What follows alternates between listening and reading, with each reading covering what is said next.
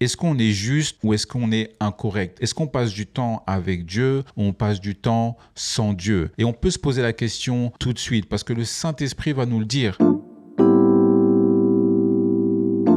Hello, c'est Emmanuel. Je suis vraiment content de t'avoir pour l'épisode numéro 8 du podcast Parlons Dieu. Et ce podcast, c'est juste de parler de la foi chrétienne sans tabou. C'est se dire la vérité, sans jugement, sans être timide. Alors reste jusqu'à la fin parce que le sujet d'aujourd'hui, c'est que Dieu veut te parler. Alors, hey, laisse-moi te parler un instant comme un ami. Parce qu'aujourd'hui, on veut tous éviter les erreurs, pas vrai? Personne se lève le matin en se disant, aujourd'hui, je vais commettre plein d'erreurs. Aujourd'hui, je veux pécher contre Dieu. Parce que personnellement, moi, je veux pas de regrets. Je veux me lever le matin en suivant la voie que Dieu a pour moi. On veut pas être déçu de nous-mêmes et on veut pas décevoir les autres. Mais la vérité, c'est que faire des erreurs, ça fait partie de la vie. Même les personnes les plus intelligentes, les plus spirituelles vont faire des erreurs. Et c'est pour ça qu'on se rapproche de Dieu tous les jours. Tu pries et tu lui demandes de la sagesse. Tu lui dis, Seigneur, aide-moi à ne pas faire d'erreurs aujourd'hui. Aide-moi à faire les bons choix. Et ça, c'est la prière que j'ai chaque matin. La question, c'est pourquoi on continue à faire des erreurs même après avoir prié? Alors aujourd'hui, on va parler d'une vérité simple, mais la vérité, elle est puissante aussi. Comme je te l'ai dit au début, on parle d'ami à ami. La chose, c'est que Dieu te parle. Et la vraie question que j'ai pour toi aujourd'hui, c'est est-ce que tu écoutes? Parce qu'il y a des moments où Dieu ne parle pas. Parfois, tu peux penser en te disant « Dieu m'a rien dit. J'ai ouvert ma Bible, j'ai rien entendu. Je suis parti à l'église, j'ai rien entendu. J'ai parlé à un pasteur ou à un ministre ou à mon père spirituel, j'ai rien entendu. » Mais sois honnête un instant. Est-ce que tu prends vraiment le temps d'écouter? Et c'est pas parce que Dieu ne se fait pas de soucis pour toi. C'est pas parce qu'il est silencieux. C'est souvent parce que ta vie est trop bruyante pour entendre sa voix. Peut-être que tu es occupé, tu es stressé, tu es submergé par les émotions, la peur, l'anxiété, toutes sortes d'émotions négatives et ton cœur devient tellement rempli qu'il n'y a plus de place pour Dieu. Parfois, tu vas pas entendre Dieu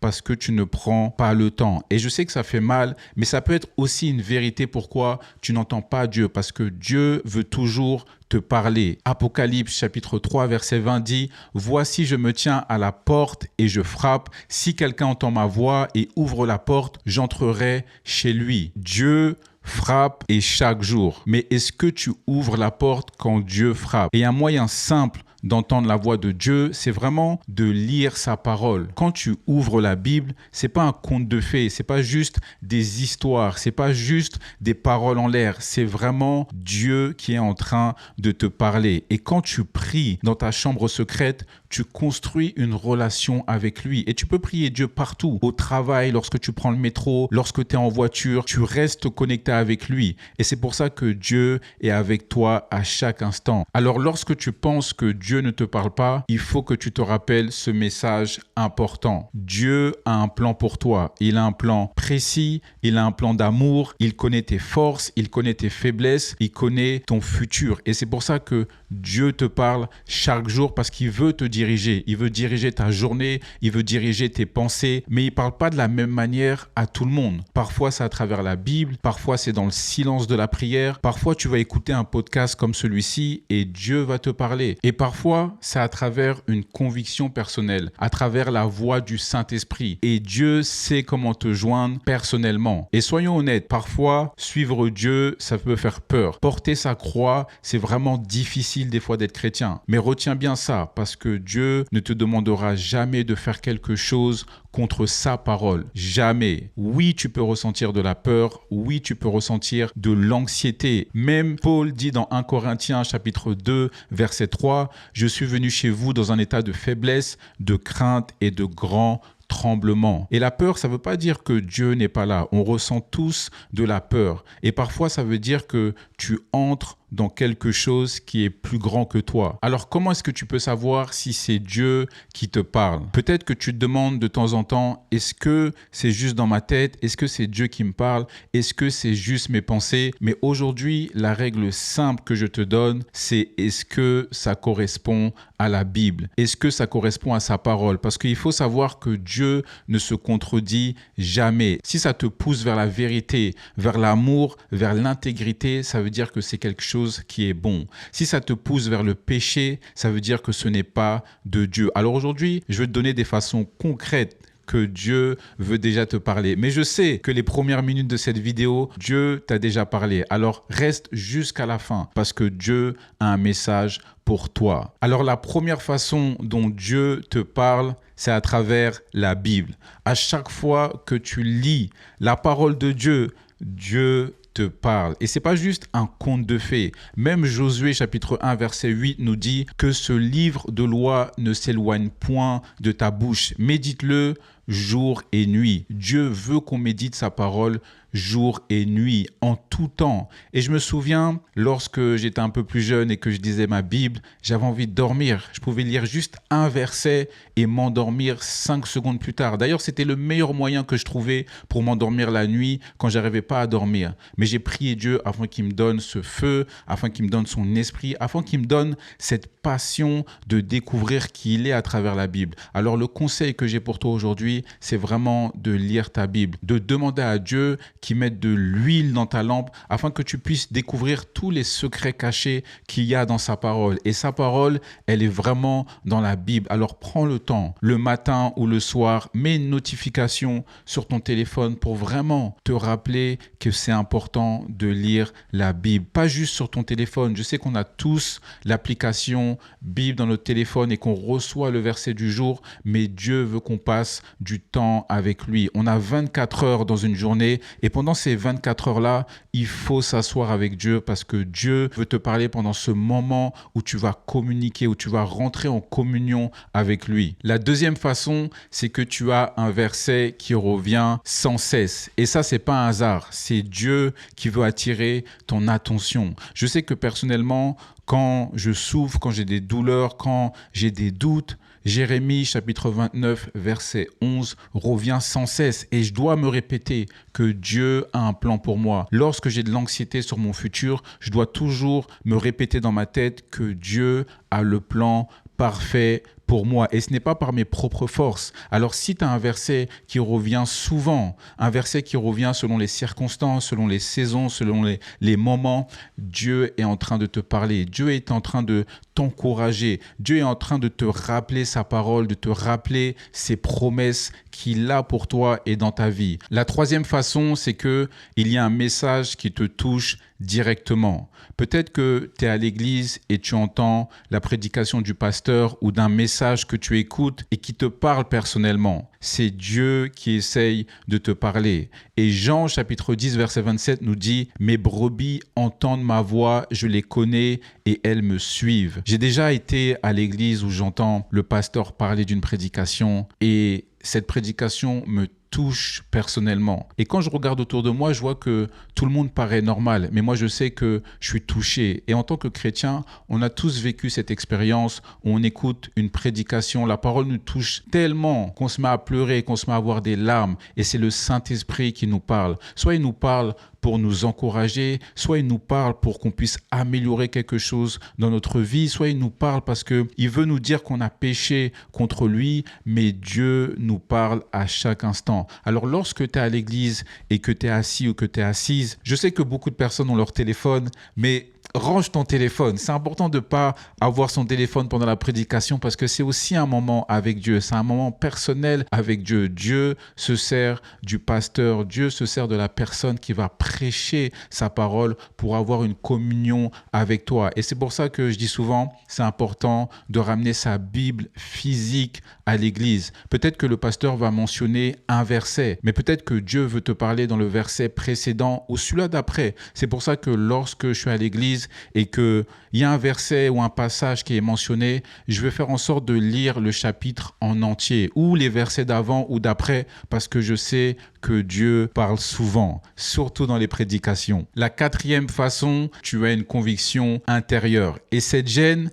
ça peut être le Saint-Esprit qui te guide. Et je sais, des fois, c'est pas plaisant lorsque le Saint-Esprit te dit de pas faire ça ou d'aller dans une autre direction. Mais quand tu es spirituellement mature, tu vas posséder le don du discernement. Et le don du discernement, c'est ta capacité à juger une situation avec sagesse, au-delà de ce que les gens peuvent percevoir. Par exemple, exemple, tu peux discerner si une personne est bonne pour toi ou non.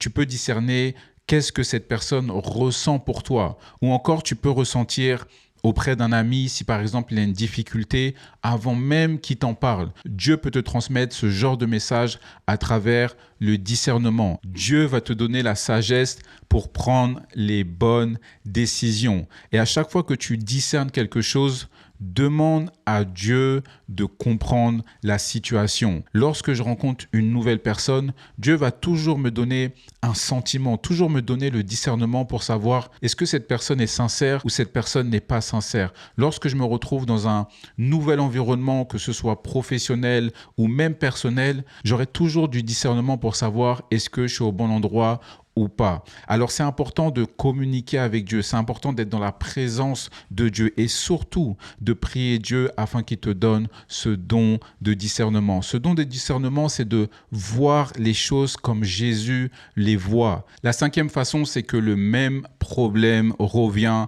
encore et encore. Est-ce que tu es fatigué de vivre la même situation toujours et toujours? Dieu va permettre que tu traverses plusieurs fois la même situation pour t'apprendre une leçon. Et c'est possible que tu répètes les mêmes erreurs sans changer ta manière de réagir. Et quand ça arrive, il faut vraiment être attentif à la direction de Dieu. C'est vraiment important que tu demandes à Dieu la sagesse pour vraiment t'améliorer de gérer ces situations répétitives. On est des êtres humains, on fait tous des erreurs. Peut-être que tu fais des erreurs avec ton argent, que tu continues à faire du shopping et du shopping. Peut-être que tu continues à faire des erreurs sur un trait de caractère que tu as. Peut-être que c'est la patience qui te manque. Peut-être que des fois, tu es trop énervé. Peut-être que des fois, tu ne vas pas penser avant de parler. Peut-être que c'est la nourriture, les réseaux sociaux. Peut-être que tu es trop devant ton téléphone, ton ordinateur. Peut-être qu'il y a quelque chose qui remplace vraiment Dieu. On fait tous des erreurs que parfois, on a du mal à faire sortir.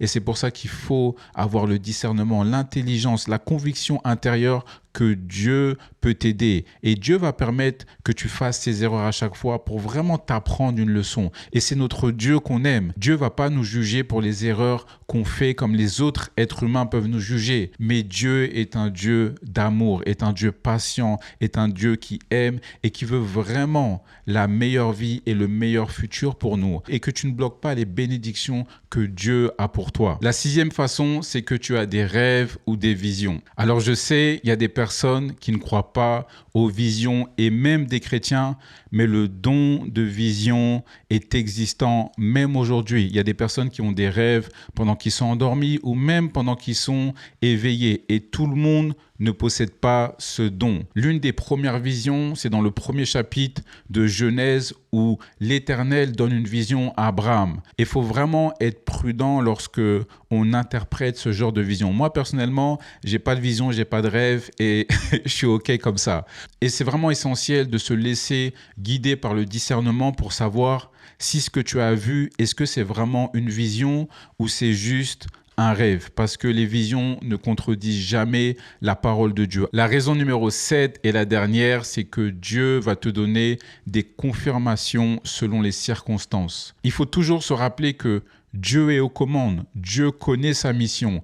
Il peut orchestrer les choses de manière surnaturelle pour accomplir sa mission. Alors si tu entends le oui de Dieu, généralement son oui vient sans stress, sans ambiguïté, sans timidité. Dieu va te dire oui et la porte sera ouverte. Je me souviens il y a quelques années, j'étais à la recherche d'un emploi et je savais qu'il me fallait un emploi avant les semaines qui venaient. Et Dieu m'a poussé dans une saison de jeûne. Et je me souviens, j'avais jeûné pendant 6 jours. C'était un jeûne à l'eau qui était très, très, très difficile. C'était mon premier jeûne à l'eau et j'ai beaucoup souffert pendant ce jeûne parce que j'avais faim. Et pendant ce jeûne, je demandais à Dieu de me donner un emploi immédiatement. Lorsque j'ai terminé mon jeûne, je commençais à appliquer dans différentes positions et j'ai eu un emploi sous 3 jours. Et je sais que toutes les personnes qui ont été mises au processus de recrutement ont été placées par Dieu afin de faciliter mon entrée. Et ça, c'est vraiment quelque chose de surnaturel. Quand Dieu ouvre une porte, il n'y a pas de stress. Quand Dieu ouvre une porte, il y a vraiment une fluidité. Et on sent que c'est Dieu qui agit. Mais aussi, lorsque Dieu ferme une porte, il faut savoir que Dieu a une meilleure façon de faire pour toi. Alors, comment est-ce que tu peux savoir comment Dieu te parle, parce qu'il existe tellement de façons dont Dieu veut communiquer avec toi. Jérémie chapitre 3, verset 33 nous dit « Invoque-moi et je te répondrai. Je t'annoncerai de grandes choses, des choses cachées que tu ne connais pas. » Le Saint-Esprit, c'est un guide qui est actif. Le Saint-Esprit ne dort pas. Le Saint-Esprit est là dans ta vie quotidiennement et Dieu nous parle de plusieurs manières. Il peut parler à travers la Bible, il peut parler à travers une prédication, il peut parler à travers une vidéo, à travers ce podcast, mais il faut être suffisamment sensible pour entendre la voix de Dieu. Et c'est ça le plus important. C'est pour ça qu'on doit toujours se demander au fond de nous, est-ce qu'on est juste ou est-ce qu'on est incorrect? Est-ce qu'on passe du temps avec Dieu ou on passe du temps sans Dieu? Et on peut se poser la question tout de suite parce que le Saint-Esprit va nous le dire. Est-ce qu'on passe du temps avec Dieu vraiment? Est-ce que tu passes du temps le matin ou le soir? Alors si tu as aimé cet épisode, appuie sur le bouton like et si c'est ta première fois ici, appuie sur le bouton souscrire.